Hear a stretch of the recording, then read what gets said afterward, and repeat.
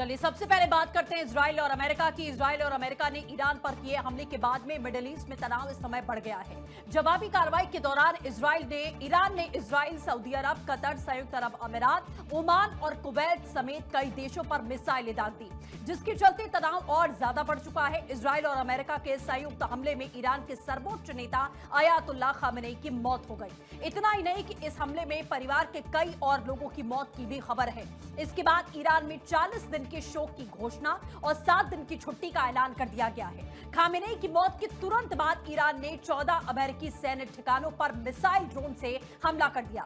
Iran से जारी जंग के बीच में अमेरिकी राष्ट्रपति डोनाल्ड ट्रंप ने दावा किया है कि ईरान ने बातचीत की पेशकश की। उन्होंने कहा कि वो बात करना चाहते हैं और मैं बात करने के लिए राजी हो गया हूं, इसीलिए मैं उनसे बात करूंगा, ये ट्रंप की ओर से कहा गया। उन्हें ये पहले कर लेना चाहिए था, डोनाल्ड ट्रंप ने यह भी कहा। हालांकि ट्रंप ने यह नहीं बताया कि बातचीत कब होगी और अमेरिकी राष्ट्रपति डोनाल्ड ट्रंप ने कहा है कि यूएस के हमले में ईरान के 48 नेता मारे गए।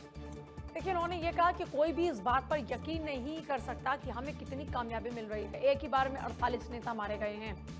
तो कुल मिलाकर आप जान सकते हैं कि किस तरीके से ये जो पूरा इजराइल, अमेरिका और ईरान के बीच में तनाव शुरू हुआ है, जिसने पूरे मिडिल ईस्ट को डिस्टर्ब कर दिया। और अब अगर ये युद्ध चलता रहा तो पूरी दुनिया इससे डिस्टर्ब होने वाली है। शुरुआत में यूरोपियन यूनियन ने विरोध किया था इसका, लेकिन उसके बाद में अभी यूरोपियन यूनियन के जो देश हैं वो भी अमेरिका के साथ खड़े हो चुके हैं। दूसरी तरफ अगर आप बात करते हैं ईरान की, तो ईरान ने क्योंकि 8 गल्फ कंट्रीज के ऊपर हमला बोला, इनमें सऊदी अरब, कतर, संयुक्त अरब अमीरात, ओमान, कुवैत, अब ये भी अमेरिका, इजराइल के साथ में आ चुके हैं। तो ईरान के लिए मुश्किलें बढ़ती जा रही है, लेकिन ईरान ने कहा कि बदला लेकर रहेंगे। बिल्कुल, और ईरान पर हमले के बाद ट्रंप का नया स्टेटमेंट भी आ चुका है। उन्होंने कहा कि मुझे खत्म करने की साजिश चल रही है। ये ट्रंप की ओर से बड़ी बात कही गई। खामेनी ने मुझे 2 बार मारने की कोशिश की, वो मुझे खत्म करने वाला था, मैंने उसे खत्म कर दिया। तो ट्रंप एक नई कहानी लेकर अब आ गए और इनकी तरफ से बड़ा बयान दे दिया गया। आप लगातार देख रहे हैं, कल भी डोनाल्ड ट्रंप की तरफ से कहा गया था कि दोबारा हमला इतना भीषण होगा कि ईरान ने सोचा भी नहीं होगा,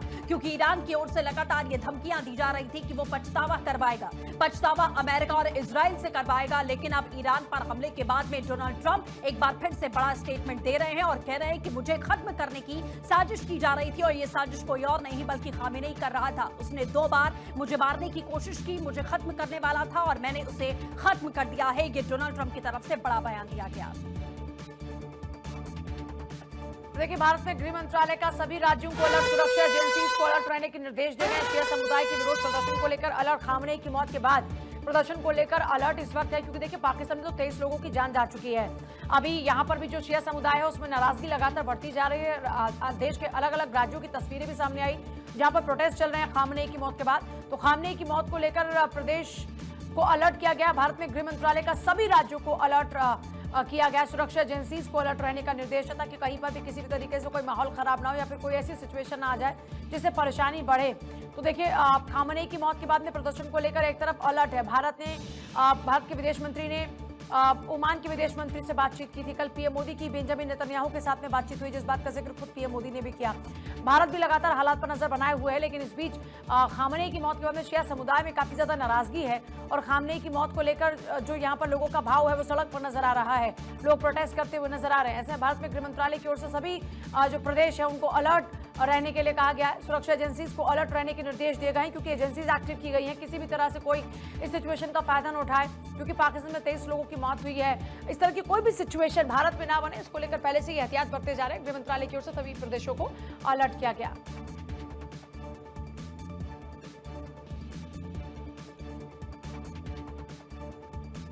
तो ईरान की तरफ से कहां कहां हमला किया गया, ये भी हम आपको जानकारी देंगे, क्योंकि आप देखिए कि कैसे गल्फ कंट्रीज को उसने निशाना बनाया। ईरान ने कहां कहां हमला किया है। आप देखिए, अबू धाबी, दुबई में ईरान की तरफ से यह अटैक किया गया। बताया गया कि सैन्य बेसिस पर वो हमला कर रहा है अमेरिका के। लेकिन आपने वो तस्वीरें देखी कि कैसे मॉल्स में, रहायशी इलाकों में जाकर मिसाइलें गिर रही थी, जिससे अबू धाबी एयरपोर्ट को भी भारी नुकसान यहां पर पहुंचा है। तो ये मैप के जरिए आपको हम दिखाने की कोशिश कर रहे हैं कि कौन कौन से गल्फ कंट्रीज के वो इलाके हैं जहां पर हमला बोला गया ईरान की तरफ से, क्योंकि ईरान बौखलाहट में अब इन तमाम 7 से 8 देशों को भी इस पूरी वॉर में इन्वॉल्व कर चुका है। और ये मुस्लिम कंट्रीज हैं, लेकिन अब ईरान के खिलाफ कहीं ना कहीं खड़ी हो चुकी हैं, क्योंकि जाहिर है अगर मिलिट्री एयरबेसेस पर भी अमेरिका के ये हमला कर रहा है तो रिहायशी इलाकों में ड्रोन और मिसाइलें आखिर कैसे गिर रहे हैं, वहां के लोगों को, वहां के आवाम को नुकसान पहुंच रहा है। एयर स्पेस बंद करना पड़ा इन तमाम इलाकों को, पूरी तरीके से सायरन बज रहे हैं, लोगों को घरों में रहने के लिए मजबूर होना पड़ रहा है। तो पूरी व्यवस्था एक तरीके से कहा जाए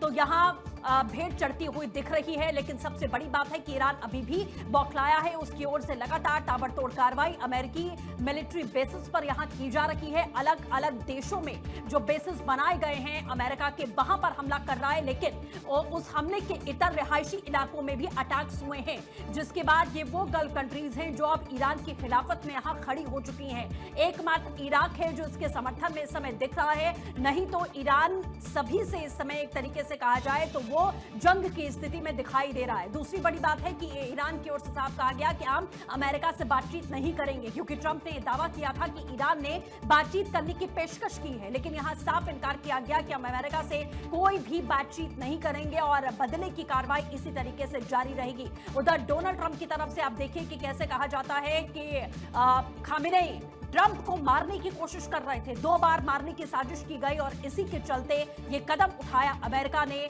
और खामेनेई को रास्ते से हटा दिया। तो एक के बाद एक बड़े जो स्टेटमेंट हैं वो डोनाल्ड ट्रंप की तरफ से इस मामले को लेकर दिए जा रहे हैं। तो ट्रंप इससे पहले ये दावा कर रहे थे कि बातचीत की पेशकश की जा रही है, बातचीत की कोशिशें की जा रही हैं। अब ट्रंप ने एक और दावा किया है कि मुझे मारने की कोशिश की जा रही थी, मुझे मारने का प्लान किया गया था, लेकिन उससे पहले हमने ही खामेनेई को खत्म कर दिया और मुझे खत्म करने की साजिश रची जा रही थी। ट्रंप की ओर से ये बातें कही जा रही है। ट्रंप के अलग अलग स्टेटमेंट्स अभी तक आ चुके हैं। अभी हाल ही में ट्रंप ने कहा कि आपको या तो सरेंडर करना होगा या तो आप सरेंडर कीजिए, वरना फिर आपकी सेना को मौत का सामना करना पड़ेगा। फिर दूसरा दावा यह किया गया ट्रंप की ओर से कि उनको मारने की साजिश रची जा रही थी खामेनेई द्वारा। ईरान पर हमले के बाद में उनका यह नया बयान है जिसमें वो ये दावा कर रहे हैं कि उनको खत्म करने की साजिश की जा रही थी, लेकिन अमेरिका की ओर से पहले ही खामेनेई को खत्म कर दिया गया। खामेनेई ने मुझे 2 बार मारने की कोशिश की, ये उनकी ओर से कहा गया। फिर एक उन्होंने ये कहा कि ईरान चाहता है कि बातचीत हो, हमारे प्रशासनिक लोगों के साथ में बातचीत चाहता है ईरान। इस तरह की बातें सामने आई हैं। तो अभी ट्रंप के दावे भी सामने आ चुके हैं। ट्रंप के 5 बड़े बयान, इतिहास के सबसे क्रूर नेताओं में से एक अली खामेनेई अब मर चुका है। ये ट्रंप के 5 बड़े बयान हैं। सबसे क्रूर नेताओं में अली खामेनेई को गिनते बताया कि अब अली खामेनेई मारा जा चुका है। ट्रंप के 5 बड़े बयानों में खामेनेई की जो मौत है उसको पहले सबके सामने वो रखते हैं और इसके साथ ही और क्या क्या दावे किए गए वो भी हमने बताया आपको। तो सबसे इंपॉर्टेंट बात यह है कि अभी जो हमले हैं वो रुकते हुए नजर नहीं आ रहे। इजराइल ने बेरूत समेत 6 शहरों में बमबारी की है। ईरान की ओर से जो गल्फ कंट्रीज हैं उन पर हमला किया जा रहा है और उसका एक आधार दिया जा रहा है कि हम अमेरिका पर डायरेक्ट वहां अब तक हमला नहीं कर पा रहे, इसलिए जो अमेरिकी बेस हैं हमारे वो टारगेट पर हैं और इन कंट्रीज में जो अमेरिकी बेस है हमने उनके ऊपर हमला किया है।